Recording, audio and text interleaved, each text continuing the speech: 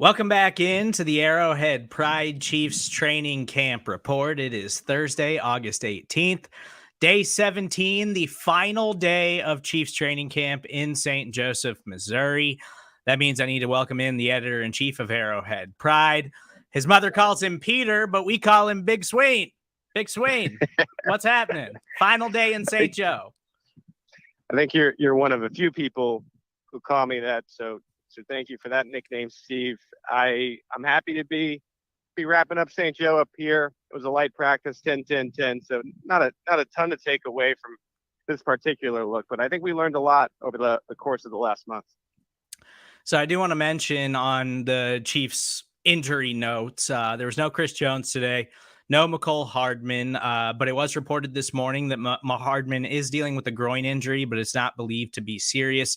Juju Smith-Schuster, Blake Bell, and Jerick McKinnon also out. Andy Reid did add that Juju Smith-Schuster likely not playing in Saturday's preseason game against Washington, but he did not rule out Chris Jones and McCole Hardman. I don't know how you view that, Pete, but I would be absolutely shocked if we saw either of those guys play on Saturday. Yeah, and Blake Bell included in that. I don't think if there's any question. I mean, these guys could be 99% healthy, in my opinion, that you play them, right? These games are meaningless. These games don't matter. And so to me, I think if you're trying to make a call and you have a judgment call to make, just hold them out. And I do think you see that. I think they're doing that with Juju already. I would like to see them probably do that with wide receiver McCole Hardman and Chris Jones just as a precaution. And then, I mean, reality is you got a game, a couple of days later on Thursday. So even if they don't play on Saturday, you can still get those reps in and give them a little bit more time to rest. Yeah, it's just preseason game number one. And, next week they still have that final preseason game against the Green Bay Packers on Thursday. And they're back to the Arrowhead Pride facility, or the Arrowhead Pride facility, back to the Arrowhead training facility. And right. I think people would prefer that over GEHA, but that's just me. Yeah, I think I agree with you on that one. But going back to the team facilities, it's easier to take care of guys. You're not in the dorms up in St. Joseph, Missouri. It's easier to manage things. So I would have to imagine we do not see them in Saturday's contest, but we're wrapping up training camp. And I think this was a really big training camp for this Kansas City Chiefs team that, we had a lot of questions going into training camp as to, the turnover on the roster, all these young playmakers that we were hoping to see and come away thinking like, okay, we're confident after the Chiefs trade away a guy like Tyreek Hill and they bring in a young playmaker like Sky Moore and then the veteran wide receivers. But what's your biggest takeaway from training camp, Pete?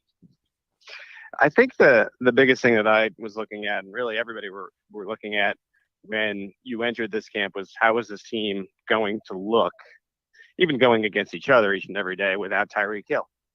He was such a big part of what the Chiefs have done over the past few years, part of the championship team, part of the team that has gone to all these AFC title games in a row and won two of them. And I just feel like it was all positive. That was my question to Patrick Mahomes at the end of this today was, what did you really learn about this new unit? And essentially it was, and I'm paraphrasing, look, we can win with these guys, and we're going to come at you from a lot of different angles. There's versatile receivers, there's taller receivers, there's bigger targets. And so beyond Travis Kelce, you don't have one guy anymore. You have 4 or 5 guys. And I even think you see that on a day like today where Juju Smith-Schuster is out and Marquez Valdes-Scantling had one of his better days catching the football of camp to wrap it up. And I thought Justin Watson looked good. Sky Moore looked good. And so, look, you're not just a 2 pass catcher offense anymore. And I also think the Chiefs will run the football more. So you're just very multiple. And I think that plays into the strength of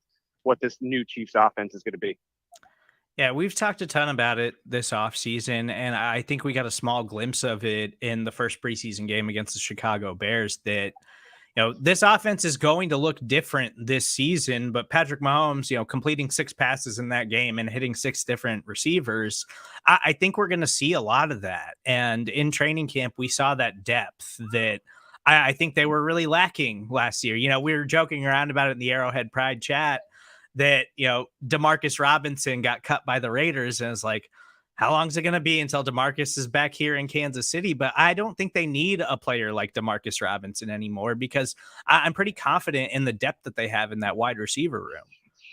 Yeah, and we think that 6 receivers are going to make it. The back end for me right now is still Watson and Fountain, but you could keep Corey Coleman around. You could keep Josh Gordon around too. We haven't had the best camps, but they've had good enough camps to maybe have them stick. There are some other receivers I think in that mix, and you put DeMarcus Robinson up against these guys. Like I'll tell you, I think Corey Coleman, it seems strange to say, would at this stage be a better option than DeMarcus Robinson. We just know what DeMarcus Robinson is, and the Chiefs are deep at receiver, and I don't think they need to look back and bring him aboard. I think they're pretty deep there, and even when it comes to some of these practice squad options, if you do have guys that get hurt on the 53-man roster.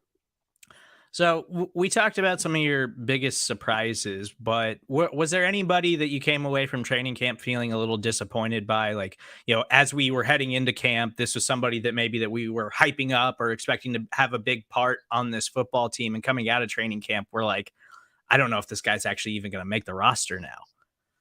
Well, I think on the offensive side, the ones that really jump out are Darian Kennard, who on draft weekend we thought was the starting right tackle of this football team, and I'm not sure he makes it at this stage. And I think Ronald Jones is another one who we thought would have a clear-cut role. I know when the Chiefs acquired Ronald Jones, people were thinking, well, he's going to be maybe the 3-down back or the early down back, and maybe Clyde becomes his pass catcher. And Clyde got all the first touches whenever the first team offense was out. And Ronald Jones continued to get buried further and further down the depth chart as camp went along. And so to me, those two guys jump out. You talk about the defensive side of the football. Deandre Baker and Lonnie Johnson are no longer here. I think a lot of people thought that they could crack the roster when camp began. I've also been a little bit disappointed with Jermaine Carter. It seems like Elijah Lee is a shoo-in for that third linebacker position. And this is a guy who started 17 games for the Panthers last year that never really came into his own with the first team here up at training camp. So a few disappointments, but I think on the other side of that, you have some surprises as well, like that we didn't even mention. So there's always a flip to it. Like Noah Gray, for example, that Pat mentioned today, had a really, really nice camp. And I think there's some other stories like that as well.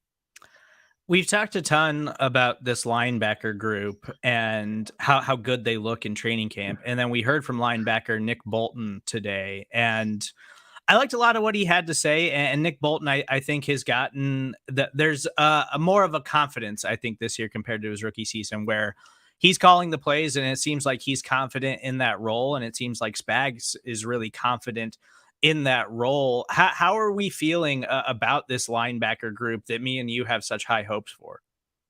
Yeah, I think in previous years, there's a little bit of uncertainty, right? Because you had Bolton in here and Anthony Hitchens clearly was getting a little bit older, I think, than you would want it at that position. And now you have these young guns who, and you mentioned it, you can feel it, and it's true. It's like they're just so confident in each other and themselves at this point.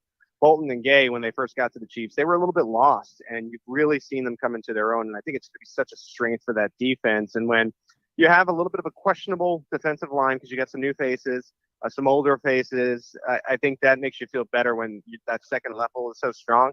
And then, as you work your way back to the defensive back room, I just think there's so much confidence also, too, in Justin Reed and Juan Thornhill. And L'Jarius Sneed is spearheading this youth movement with Rashad Fenton in the cornerback room.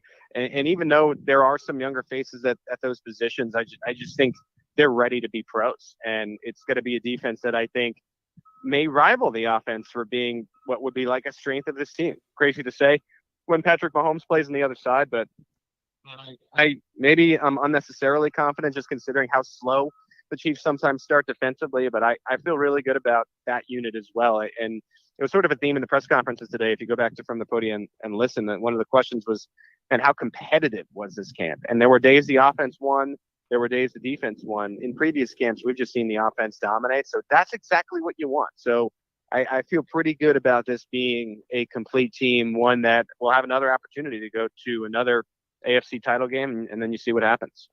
And Patrick Mahomes was asked today who he thought was the most impressive throughout training camp. And without hesitation, he said Chris Jones. Chris Jones has just been dominant all training camp. Like, is there something to that? Like, is there another level here where Chris Jones is, in my opinion, the best defensive player that the Chiefs have? Like, are we ready for him to take it to another level this season? Well, I think he feels that in himself, right? You don't really have Tyrann Mathieu anymore, who I think a lot of people would have regarded as the Chiefs' best defensive player. And I think that Chris Jones, he was hampered by that wrist injury last year and still was able to rip off 9 sacks. I think he has high hopes to have even more than that. And I think if you have defensive ends that can play, and man, I've seen some good things from George Karlaftis. I've seen some good things from Skinny Frank Clark and Mike Dana. And you wonder what Carlos Dunlap is going to bring to the table. Now you have Chris Jones, and like, let's say you put Chris Jones next to Danny Shelton, who's the biggest human I've ever seen, and you have to have 2 offensive linemen devoting attention to Danny Shelton just because he's a mess. And then all of a sudden, Chris Jones is one-on-one inside, right? And then you have Karlaftis coming around the other side. I really think this pass rush has some promise to it, and I think that's exciting. Yeah, I'm really excited to see these guys get in a full game of action, but we know they're not going to get that on Saturday, but we should see the starters with a little bit more playing time, and we'll see if Chris Jones actually winds up playing. I don't think he should, but what are some of the biggest things that you'll be looking for in Saturday's contest against the Washington Commanders? Well, it's a health thing, right? I mean, even if these guys aren't playing, we'll be in the stadium, so I'll be able to sort of evaluate where guys are at as they're warming up. You know, even if they're not going to play in the game, we'll kind of get to see, well, what's Juju doing? What's Chris Jones doing? So far and so forth. I think health is always the number one priority in a preseason game. And then I think, if Juju's not playing, which we already kind of know, who steps up? Because injuries happen during the regular season, right? So who's next in pecking order? Based upon today's look, it might be MVS getting a few more passes with that first team. I think Justin Watson's this real dark horse player for the Chiefs, who in this role, because Juju's going to be out on Saturday, could earn more looks like in a regular season setting, right? We've been talking about Watson since the offseason. He's only delivered here in his limited opportunities at camp, but reasonably speaking, along with Sky Moore, he's going to see more opportunities with Juju sidelined. And so I wonder what they do. And of course, my personal favorite player that I've seen really, I think, grow into his own quickly here is Isaiah Pacheco. And I feel like a lot of Chiefs fans feel like I'm feeling right now. It's like, what's the limit for this kid? And I think just seeing him maybe a little bit more with that first team offense is intriguing to me. Yeah, we'll have all the news and notes for you guys at arrowheadpride.com on Saturday during the Chiefs preseason game. And you can follow Pete on Twitter at PG Sween. If you want to listen to the press conferences in their entirety, you can do so. That's available for you now at the Arrowhead Pride Podcast Network on From the Podium.